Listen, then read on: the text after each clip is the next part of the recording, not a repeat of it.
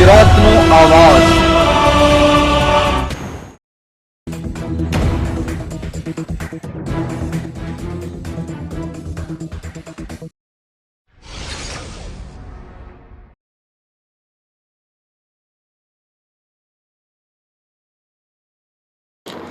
ગીર સોમનાથ જિલ્લામાં તમામ ડેમની હાલની પરિસ્થિતિ અંગે સિંચાઈ વિભાગના અધિકારીએ કચેરીથી વિગતો આપી। ઉનાળાની સિઝન શરૂ થઈ ગઈ છે ત્યારે ગીર સોમનાથ જિલ્લામાં કુલ 5 ડેમ આવેલ છે, જે પૈકી 4 જેટલા ડેમ 50%થી વધુ ભરાયેલા છે। ઉપરાંત હિરણ 1 ડેમમાં વન્ય પ્રાણીઓ માટે પાણી રિઝર્વ રાખવામાં આવે છે, ત્યારે આગામી જુલાઈ માસ સુધી ચાલે તેટલો પાણીનો જથ્થો હાલ તમામ ડેમમાં છે। સમગ્ર બાબતે સિંચાઈ વિભાગના અધિકારીએ આપી પ્રતિક્રિયા।